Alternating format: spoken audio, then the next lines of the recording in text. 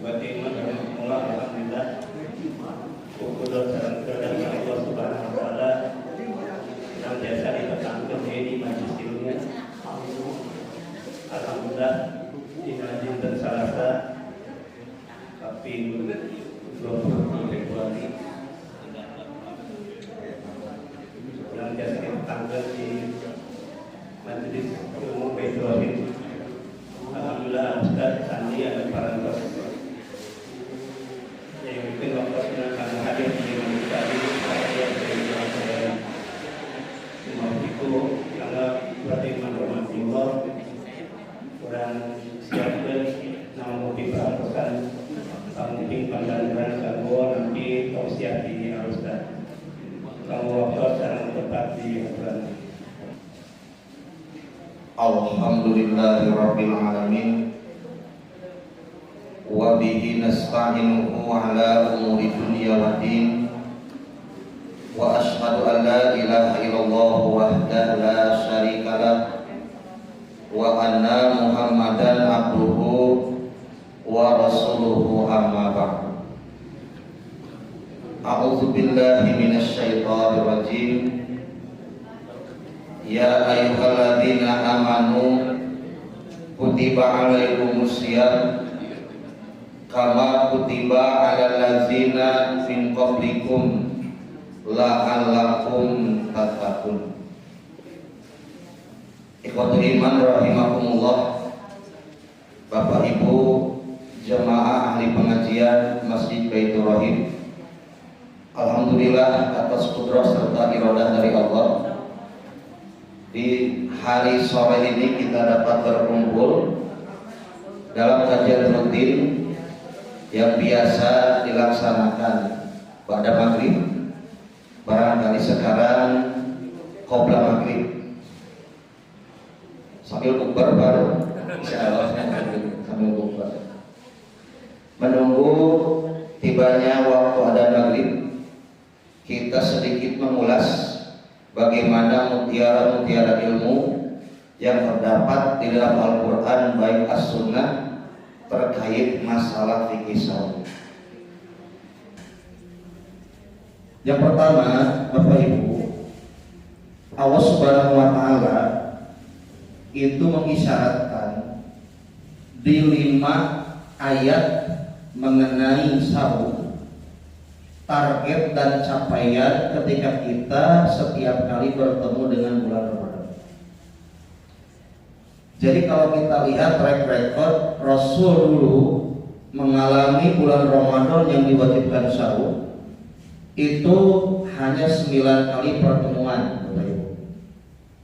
Hari itu tersebar 10 tahun saum Ramadan, mungkin lebih daripada 20 kali, 30 kali.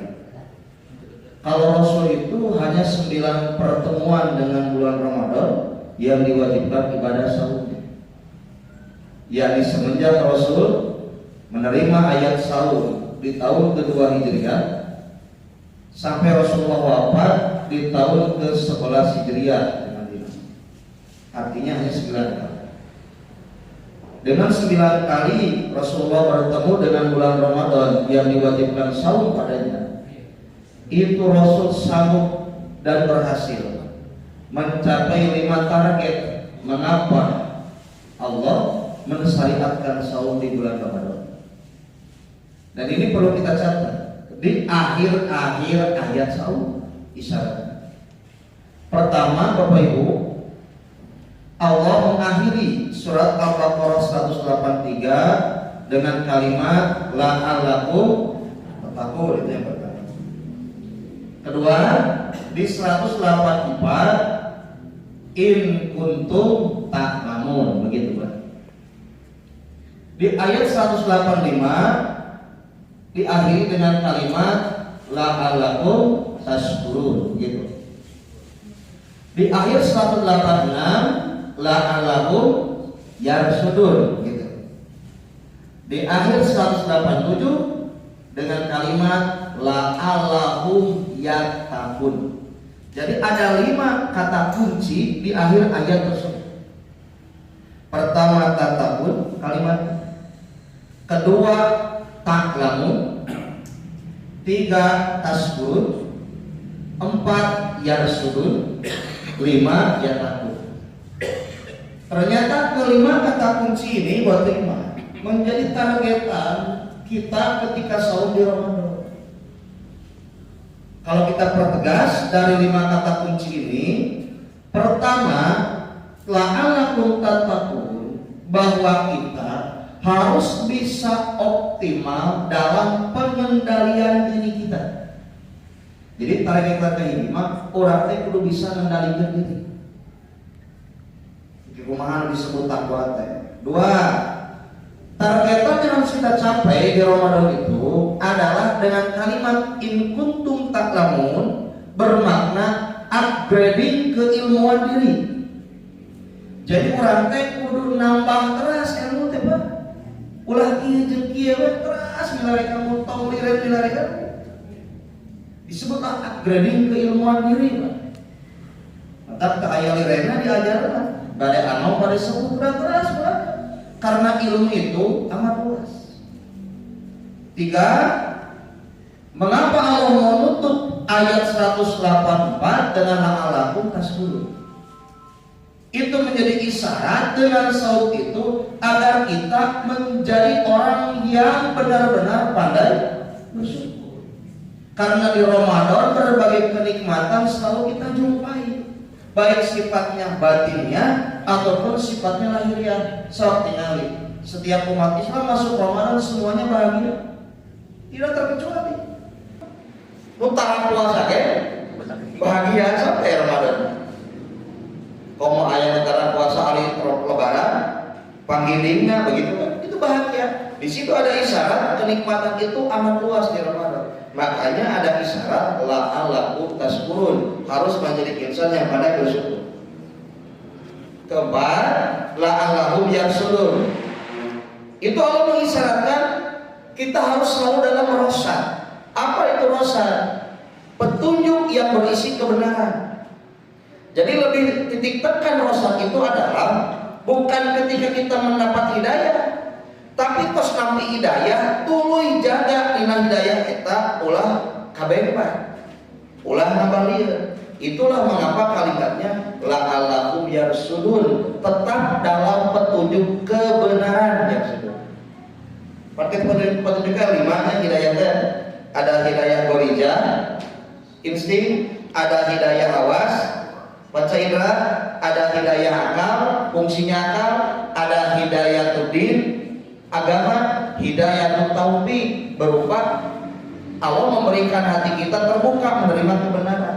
Nah, yarsudun mas sudah puncak menerima kebenaran itu, tidak mau berpaling, selalu ada dalam kebenaran itu, disebut dengan ar-rasyad. La'allahu yarsudun. Nah, terakhir Bapak Ibu, di akhir 187 Allah membahas masalah ropas, gitu. Allah membahas masalah batasan awal saum mengenai fajar dengan garis putih itu dan hitam. Lalu Allah membahas masalah itikaf. Di akhir ayat saum 187 Allah menutupnya dengan kalimat la'allahum yattaqun. Beda tatakun jeung yattaqun. Kalau tatakun itu stressing, aksentuasi titik tekannya membentuk pribadi yang bertakwa secara personal. Saya liran tatakun. Tapi kalau yattaqun Bapak Ibu membentuk kepribadian yang bertakwa babarengan secara komunal. Batang ke dina pelaksanaan akhir syariat setelah bulan Ramadan itu ditutup dengan zakat fitrah, itu kan? Bagaimana di situ ada syiar yang sangat luar biasa. Ternyata bukan hanya kita mendidik kita menjadi orang yang takwa secara vertikal, tetapi harus takwa secara horizontal, menjadi orang yang berbagi, peka terhadap sesama, aksi sosial. Di balik zakat fitrah ada sikap memperhatikan terhadap sesama. Jadi 5 Bapak Ibu targetan saum. Targetan Ramadan itu takwa, mawas diri. 2, upgrading ilmu. 3, pandai bersyukur. 4 selalu dalam kebenaran, dan kelima babarengan ngajak bertakwa selamat dunia lalu. Nah, saya tidak akan lama menyampaikan prolog untuk materi. Kita nanti lebih dititik tekankan kepada dialog dan tanya jawab. Makanya saya akan memantik permasalahan terkait sama Ramadan itu. Pertama yang harus kita ulas itu, memang ini surat biasa disampaikan oleh beberapa mubalik, tapi ada catatan-catatan yang terbaru yang saya temukan. Masalah Bapak Ibu Kodopedia, ya, Kodopedia.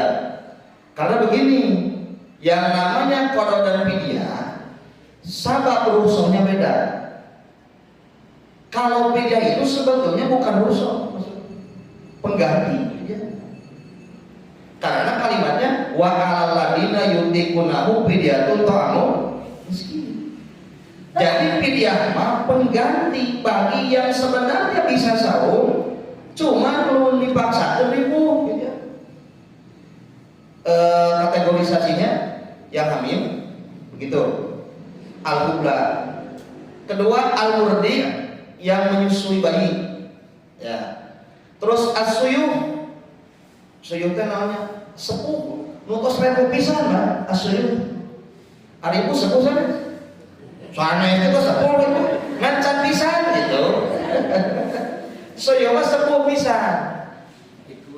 Nah, termasuk ke pikun, nantinya masuk tadinya. Nanti pikun itu Pak, ardalil umur itu dua. Kata para ulama, ada pikun diingatan, kedua ada ardalil umur di fisik. Iya nama kian, ngan fisik mah terus kian, begitu. Disebut dengan kategorisasi ardalil umur. Masa kepikunan itu suyuhan orang yang sudah tua renta, bukan di umur sebetulnya, tapi lebih ditiktakan di kemampuan. Karena punten ayah Yuswan 80 tahun jaga jika Haji Asep gitu, jaga terus di atas 70 ya sanggup kene sahur bahagia jaga sholat jaga. Nah itu bisa jadi tidak masuk kepada pidyatun ta'am miskin. Nu pidyatun ta'am miskin mah tos sepuh pisan dicobi sahur malah jadi madorot janten tedama. Makanya nanti kondisi yang mengakibatkan orang pidya itu bisa sahur cuma ribu. Ari nu kodokna rusak. Mengapa? Karena bukan berbicara boleh bukan bisa dan tidak sahur. Mampu jeung teu bisa sahur sanes, teu mampu. Cuma sebab hukumnya saja Allah memberikan rusak. Satu, in kuntum maradon. Orang yang sakit. Cik gua binaras tedaman naon didinya. Ada bisul tedaman. Wajib sahur. Apa tidak disebut apa namanya spesifikasi sakit? Wa in kuntum mardonya zat. Roromea sakit kaki. Ini maksudnya yang mana? Mardo di situ nanti ta'azum galibnya adalah sakit yang dengan sakit itu tidak bisa membawa dirinya untuk melaksanakan sunnah. Hari Sabura tuh jadi waos tadi bisul Ustaz kita manggilnya bu sahur walaupun lapan pardonya tidak dibatasi dengan diri sakit apa begitu. Terus setelah yang sakit itu sabar. Nah sabar itu bepergian ya. Nah turing masuk sabar baru. Nah sedikit bab sabar Bapak Ibu. Kita samakan persepsinya. Samakan persepsi. Apa itu sabar? Itu dulu. Sabar itu namanya qat'ul masafah. Ada jarak yang ditempuh, itu namanya sabar. Pertanyaan tadi, ibu di bumi ibu kawarung, ayah jarak tempuh deh. Ayah, jangan sampai 2 meter. Sabar sana. Sabar secara bahasa. Jadi nanti begini, yang namanya sabar itu pada awalnya memperbincangkan masalah jarak tempuh. Badai caket, badai tebing, ayah jarak tempuh nu dilalui, sabar. 2, rek make sendal capit, rek make onta, rek make kuda, rek make motor mobil. Salah nih ajaran teguh tetap bisa. Karena ini apa? Mencoba menutup kerangka berpikir orang yang tidak bisa menerima sapar sekarang beda dengan zaman Nabi. Kia alasanana di zaman Nabi mah mata kosor teh sapar da kaharti naik onta naik kuda mapan. Aya mah ka Saudi make pesawat teh dina. Bila betul perlu dikosor da teribu. Nah, jadi bukan masalah kendaraan yang dipakai. Masalah sapar. Tetapi ada jarak yang ditempuh begitu Bapak Ibu. Soalnya, dia ka warung sapar. Urang ka Garut ka Purwakarta, ka Cirata, Musa sapar. Nah, ono sadayana gaya tempuh. Pak Haji di Surang Indah ka dieu sapar. Nah, maka nanti dibatasi oleh para ulama Bapak Ibu. Ketika sapar pada awalnya memperbincangkan masalah jarak tempuh, sekarang ketemukan riwayat cara berpikirnya itu. Nabi bepergian, yang Nabi ketika bepergian ini sekarang kok bersikap beda. Nah Nabi teh ayeuna mah pas angkat-angkatan teh salat teh opat ya teh dua. Nah diidentifikasi ku sahabat Anas bin Malik. Nah Nabi teh ayeuna mah jadi dua salatna, ieu salat opat. Oh, berarti ayeuna mah tos tingkat cara mahakeuna sanes sapar berbicara urusan jarak. Tapi sapar berbicara jarak ketika ditempuh itu berlaku hukum rukhsah sebagai keringanan. Catat itu Bapak, keringanan sanes keharusan. Sehingga urang angkat kapan Anda? Hendak sholat opat, tak jadi cari, tidak berdosa. Lalu ibu mau doa, rukhsah. Jadi rukhsah itu keringanan menunjukkan kebolehan, bukan kewajiban. Sehingga orang yang tidak rukhsah dipandang negatif. Jangan. Karena ada hadis Utsman bin Affan. Utsman bin Affan pernah ketika di perjalanan sholat dengan cara tangguh, sempurna, tidak dikasih.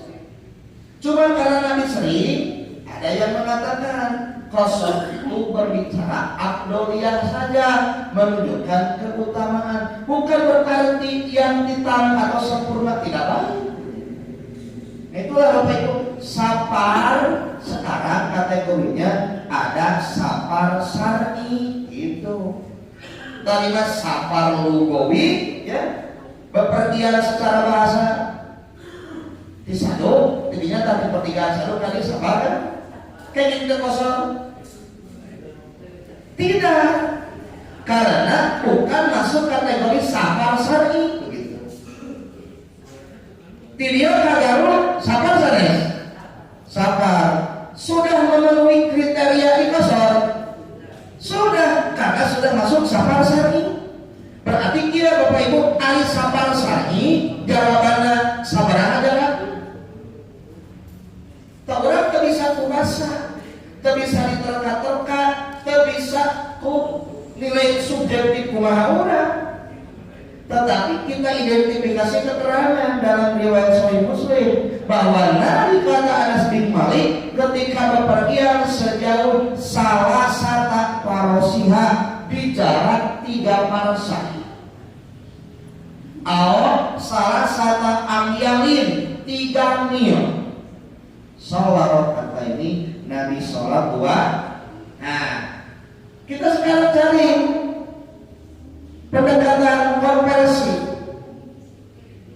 Kalau di 1 mil itu berapa parsah? Ternyata 1 mil dan 1 parsah itu memiliki takribi kedekatan sama ya. Maka kita konversi sekarang ke jarak kilometer. Terjadi perbedaan dalam menghitung angka di mil, parsah dan kilometer. Kalau kilometer itu berapa parsah kalau dikonversi ke kilometer? Ternyata 1 parsah dengan 1 mil sama. Kalau dikonversi ke kilometer 1 mil 1,6 km. Jadi baru 3,3 kilo sambil saparsa.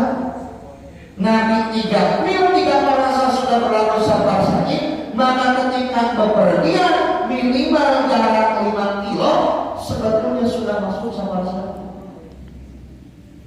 Orang Kabangun, ibu mungkin wilayah Tunggulan ke Pasar Baru, saparsa nih. Oleh rusuh sholat orang kaki baru. Jadi dia saya berbicara dalam kota luar kota. Saya berbicara masa dekat jauh. Saya berbicara kendaraan yang dipakai singkatan lama. Dan naik motor dia diberi macet lima. Itu satu masalah kendaraan. Gitu. Tapi jarak tempuh yang dalam sehari sudah disyaratkan masuk sabar. Nah, bedanya Bapak Ibu ya antara rusuh sholat di kosor dengan rusuh iftar saum bagi yang sabar beda. Pembagian ada perbedaan, ada persamaan. Persamaan naon? Sama-sama rusuh gitu. Tapi perbedaan lagi, ari sholat lebih baik di kosor. Saya tapi lamun teu sok dina naon sunah. Nah, ari saum Ramadan ulah ujug-ujug peda sabar. Iftar itu beda. Ibu teh kuriling Pasar Baru lantai luhur, kuriling kadua pas di handap aya mie kocok jeung es jeruk. Padahal buat kene. Nah, wa antasumu khairun gitu eta teh. Jadi bagi yang sabar sari dia boleh ngambil rukhsah, tapi untuk kategori yang saum lebih baik jangan berbuka terlebih dahulu gitu. Bertahan lebih ada saum Bapak Ibu ngajan ternyaba ngomong gawena uang kuenya Bang. Jadi naon gojek online. Pulang keliling kota Bandung, putar di idak saha baru gawe kumaha. Kan gitu ya. Nah, jadi inilah mengapa wa antasumul lakum menjadi acuan awal.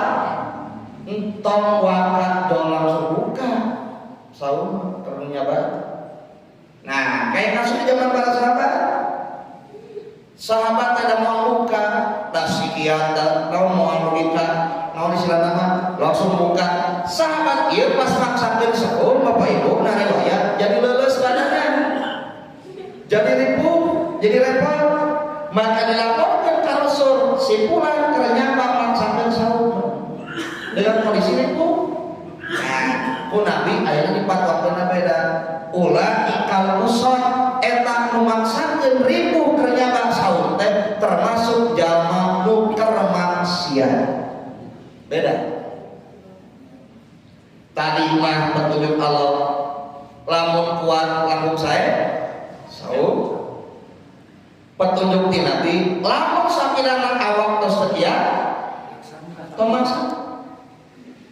Jadi kahartos ayeuna kanggo iftar kalau anu nyaba kondisi menjadi ukuran itu Bapak Ibu.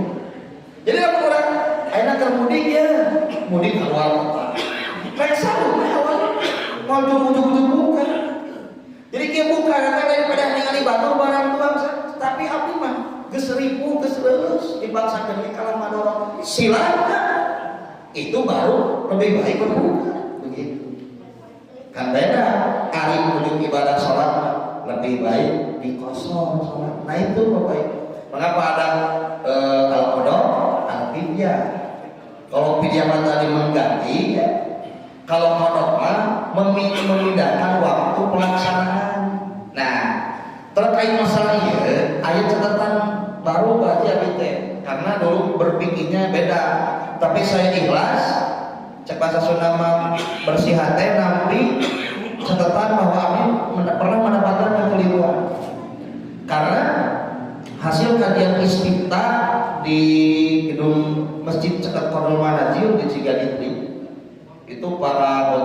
Misbah dan juga guru-guru para asatidz di Jamiah Persis itu dulu ada kajian istifta terkait masalah kodok.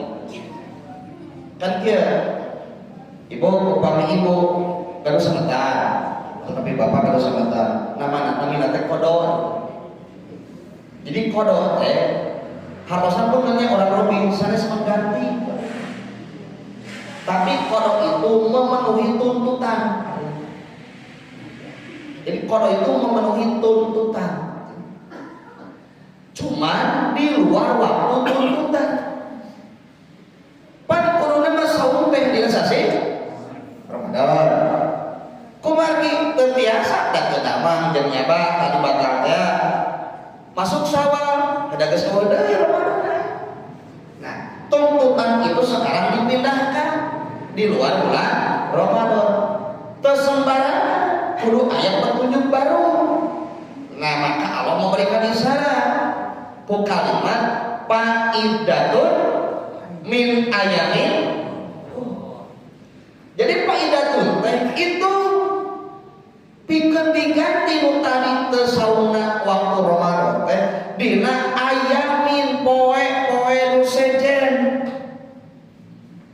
Pertanyaan aku, ari poe nu sejen dibatasi 10 tahun? Tidak. Tuh catatanna. Maksudna ieu kesimpulanna ibu tahun kamari gaduh sametan ayeuna geus pangindah jeung Ramadan tahun ieu nu kamari can lunas berarti hutang tahun kamari teu ujug-ujug leungit. Ayatnya Ustaz biasa pemutihan puasa dihutangkeun kamari teu aya pemutihan hutang saum enggak ada. Jadi ibu harus punya catatan khusus secara pribadi. Bapak-bapak mah ada robina mah kumaha kondisi tapi ibu pasti wae aya kana sekan tiap sasi teh anu tacan menopause mah. Apa 7 hari, 8 hari kumaha masa haidnya. Itu coba catat. Karena nanti bisa jadi karena terfokus atau nabi kahilankeun, alah geus Ramadan deui ayeuna teh. Nu kamari masih kene hutang aya, tulis. Can kabayang. Otomatis jeung bulan ayeuna badal hutang deui mah. Jadi dikalkulasi. Tos eta mah leungit. Aya kemungkinan ke jeung nyawalan urang bereskeun kan gitu. Ieu mah luar biasa. Tiap tahun budak-budak.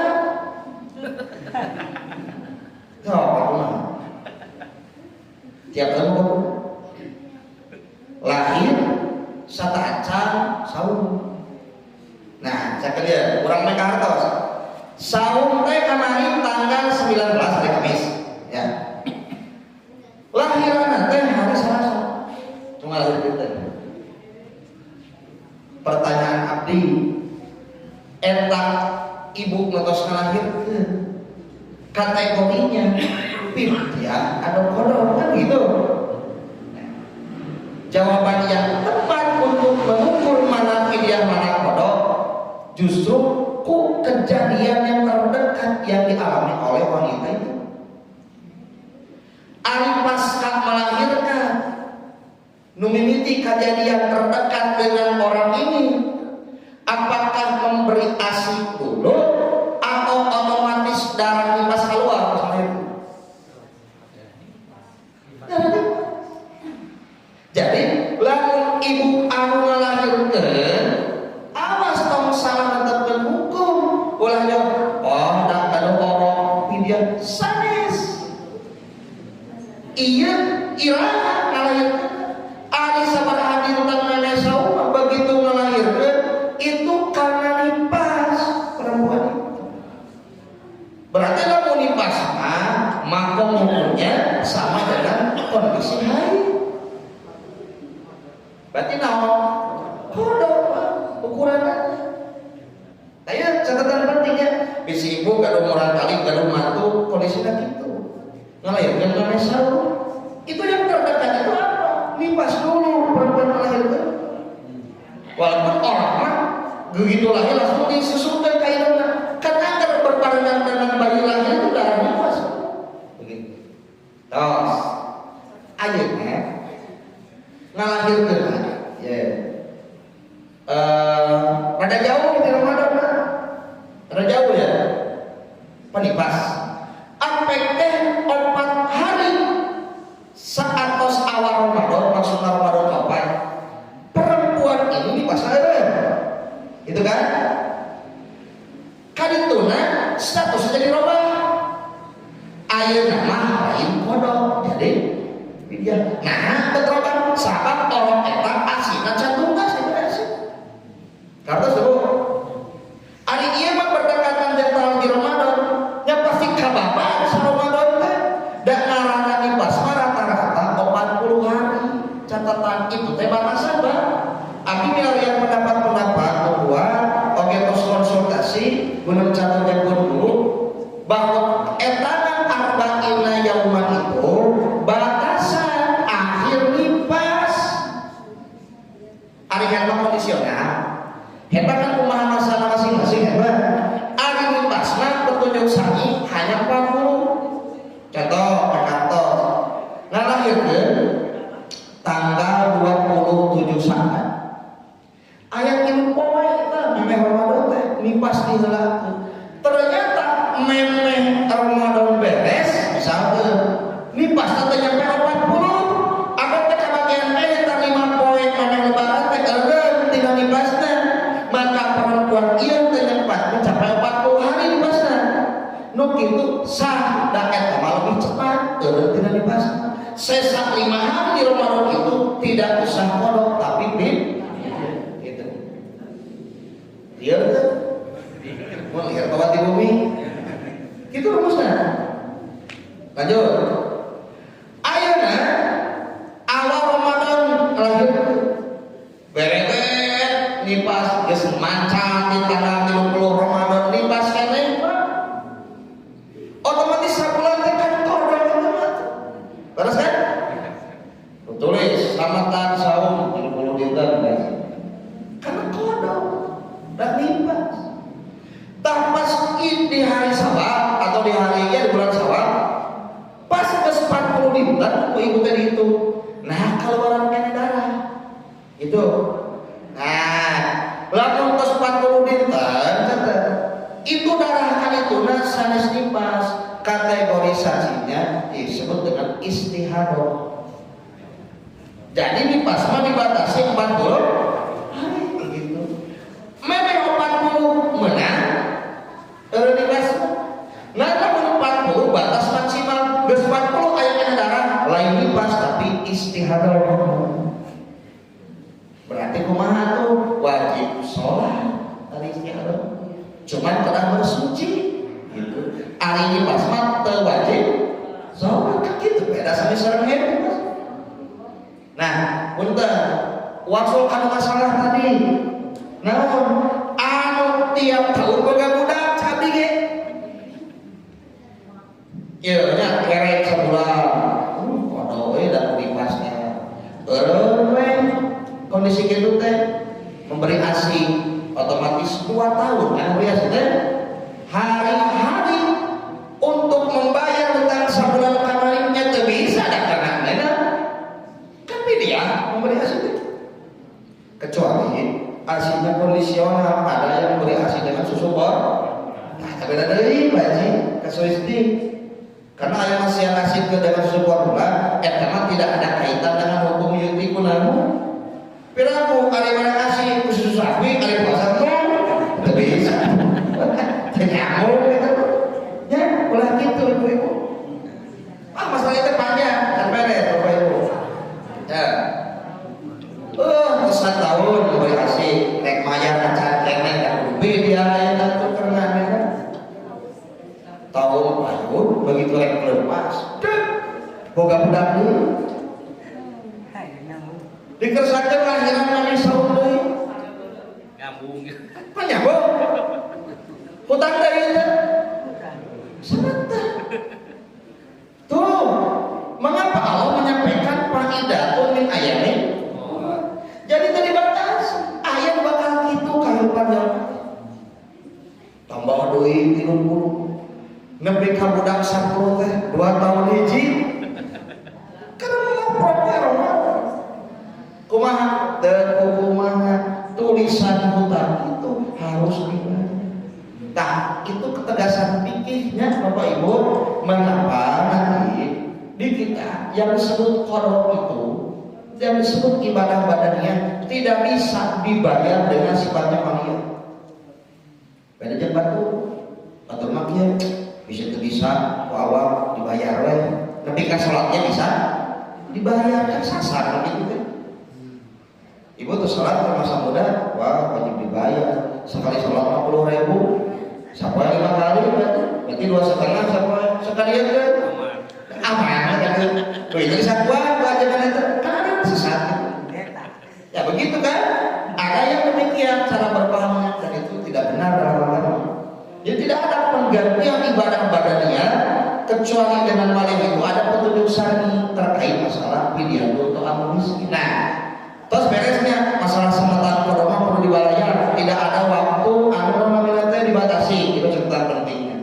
Yang kedua, lamun ibu bapak ke Ramadan di luar Ramadan, saya sawah Ramadan, ujung-ujung ngajak turi pemuda baru dipaksakan sahur, kalau udah piraku batur murah, tiba orang ngalamun, makanya beker kode sahur. Kan dulu mah aku berpaham dia salama orang terpugu alasan anak batal ulah begitu pemahaman. Beda jeung sahur sunat mah bisa batal di tengah jalan kumaha hoyong urang aya wajib teh kan gitu. Ini jadi bahan pembahasan kemarin cegat itu dan luar biasa sadaya nage ketiasa adebat guru-guruan anu sadaya nandang berfatwa faidatun min ayami kuhor ari ayami kuhor ieu nerangkeun poe nu mana we najan urang kana saum tuluy di tengah perjalanan hoyong batal dan poe ieu teh ayami kuhor isuk teh ayami kuhor teu naon rek ayeuna diganti ka isuk teh walaupun hayang batal kitu ayeuna patut ari dulu mah tanpa sebab yang jelas tolak batal teh ayatnya salah di ayam kuhor waktu-waktu orang bebas yang ada kan bener catatan hutang dan cara bayar orang dia batal pas lohor kerek setengahnya mengkerek setengahnya deh tidak bisa karena saum itu dari subuh sampai maghrib begitu catatannya Bapak. Terakhir masalah fidyahnya orang tanya jawab langsung aja nih masalah fidyah simpel fidyah apa simpelnya dengan dohir ayat fidyatun ta'amu miskin makanan untuk orang segitu fidyah berbicara apa yang harus dikeluarkannya satu makanan berbicara siapa mustahilnya miskin atas menjadi masalah satu ulah terjadi tidak konversi di tangan kudu mau pertanyaan atau bisa diganti dengan uang yang dinilaikan makanya seperti kasus jangan fitrah ya di orang sok di kono dikritik jangan fitrah dikritik kan dia macam ada nabi mau makanan pokok gitu jangan fitrah orang mah kalah kuan wartos gitu jangan dikritik kudu lagi cenah nabi mah makanan pokok mata jangan dilatih kudu kubeas cikumaha orang ini segan orang masalah ngajawab dari musikan itu orang kena ayah menjawab kepada mereka. Ibu pemibada ketegasan antara fidyah dan masalah fitrah itu sebetulnya ada ruang kimah ada ruang konversi karena bukan khusus tapi tansis skala prioritas.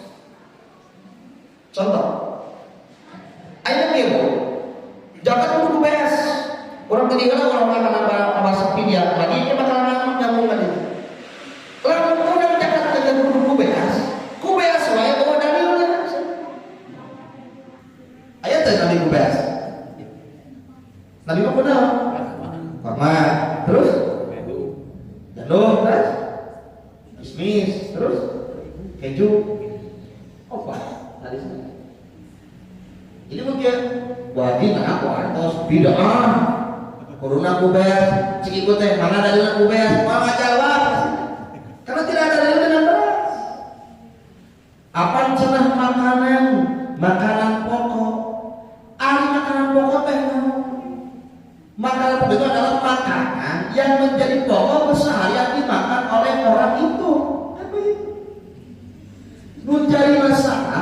beas makanan pokok ari orang Madura jagat kudagong menas dari makanan pokok ari nabi makanan pokok menjadi fatwa ke sahabat dibatasi tidak karena apa nabi ketika berfatwa ke sahabat ini abdi mah gaduh teh korma jadi sok atuh sodaqah fitrah teh jeung anjeun boga korma make nu ieu teu gaduh korma mah gaduh naon gaduh cek nabi teh minas sair pek jeung anjeun mah bogana gaduh make ukurana satu sok yos ieu gaduhna korma ieu gaduhna gaduh lain masalah pokok tapi kergaduhna eta prioritas sanes khusus apa teh sahabat ieu damu kagungan kismis minaz zabib sok ku kismis nya kitu kismis makanan pokok bukan makanan pokok di Arab kurma tapi Nabi memulaikan dengan kismis sahabat ieu tekagungan wahai Rasulullah kismis gaduh jeung korma mau kagungan akitim nyaeta keju cek Nabi teh sok keju tak jadi Bapak Ibu rahasianya mengapa kita boleh ada konversi di zakat itu karena Nabi pun mengisyaratkan kondisional prioritas sahabat itu yang dimilikinya itu apa dan mana yang benar diakses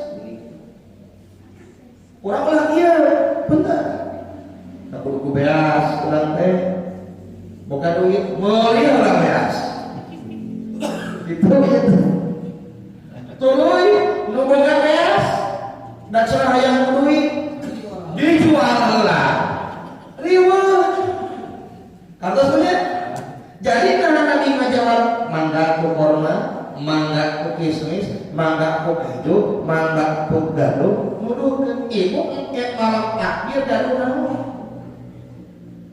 gaduh atas gaduh dinilaikan satu sok itu dengan uang dan antar uang nama ku harga biasa lain 2,5 kilo duit 100.000 ibu kerasa 100.000 kilo dan 2,5 rugi bandar aku itu makanya antar nilaikan karena biasa disebut dengan kimah dina bahasa fikih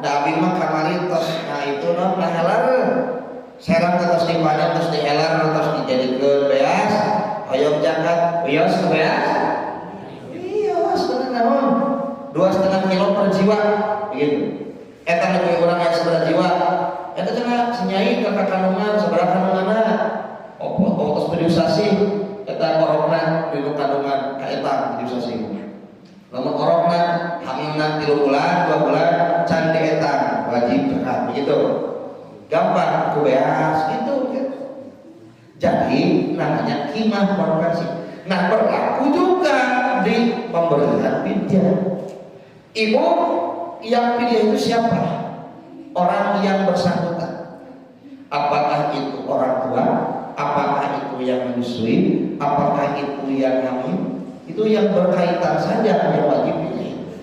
Tapi nanti bahwa namanya ibadah fidyah itu adalah ibadah yang menggunakan harta. Maka teknis pembayarannya itu menang dipamayarkeun batu gitu. Dari jak saur. Ibu di kono. Kayaknya ibu pangsaurkeun sareng ibu. Ya, selamat lalunya. Tapi lamun bapak istri bapak nu kawanuna kene pamayarkeun fidyah kene lagi karena ibadah yang melibatkan harta mah meunang dipamayarkeun ku bantu beda jeung ibadah badaniah teu bisa dipamayarkeun ku bantu nah maka terkait fidyah bade langsung tuangan mangga sok ibu masak hari ini ngasih ke miskin bade saporsi 2 porsi kumaha gali na orang terkait bahwa makan di hari itu atau perharinya berapa kali makan cuma hari ibadah pertama langkung seueur langkung sae gitu misalkan kieu tuang biasa sadinten 2 piring ibu mah hoyong masih pinya mah di etak 3 we misalkan 20 sekali dua bisa 40.000. Ah ibu masih 30.000 saya gitu. Asa dinten nyimpen we kanggo pidia 30.000 bade dipasikeun per hari mangga, bade dipasikeun per mingguan mangga, bade ke di akhir Ramadan nitip ka amilin mangga. Asal ke dibikeunna ulah ka fakir, ulah ka sabilillah, ulah ka amilin pidia mah khusus kanggo miskin. Kandung dia anu miskin kumaha? Zaman ayeuna miskin jalan HP. Aduh. Ya. Jadi miskin itu bukan diukur dengan apa yang dimiliki, tapi miskin itu adalah orang yang punya maisha dan pekerjaan, tetapi dengan hasil usahanya itu tidak bisa mencukupi kebutuhan primer ahli keluarga. Cak bahasa yang kelima simpel, miskin mana jalma loba pamabutuh bebenana usaha menang sendiri. Itu miskin. Budak 10. Budak 10 keur manjana bilatung dolar. Kan bilatung dolar. Keur manjana budak. Sapoe yang menang penghasilan 30.000 miskin. Lalu untuk buka usaha namina fakir. Jadi beda fakir sama usaha. Ada musibah punya usaha tapi tidak cukup kebutuhan primer. Nah, mereka berhak menerima fidyah dari orang-orang yang wajib mengeluarkan fidyatun ta'am miskin. Nah, barangkali Bapak Ibu itu sebagai pengantar saja, stressing di pembahasan sekarang itu fikih saum masalah tadi rusak, yakni bagi yang sabar lebih baik saum jangan buka terlebih dulu. Kalau tidak kuat, tomat sakit bisi maksiat. Tapi bagi yang sabar itu untuk melosot sholat itu keutamaan. Kedua, masalah tadi kodok itu tidak ada batasan hari sampai mana. Selama hutang belum terbayar, wajib bayar gitu. Cuma catat pilihlah. Terus kanggo anu kodok di perjalanan saum lalu dia membatalkan dengan sengaja atau terbuku-buku yang batal, tidak menjadi apa-apa asal tetap hutangnya dicatat dan belum terbayar. Lanjut masalah fidyah itu bisa dikonversi sama dengan zakat fitrah asal memenuhi syarat apa yang harus dikeluarkan. Kalau zakat satu sok hitungannya, kalau fidyah hitungannya orang terkait makan per hari berapa. Dan lebih baik itu bila dilebihkan untuk mengeluarkan harta yang dipakai menebus dengan zakat. Dalam kata ayat dengan kalimat manfaat. Assalamualaikum warahmatullahi wabarakatuh.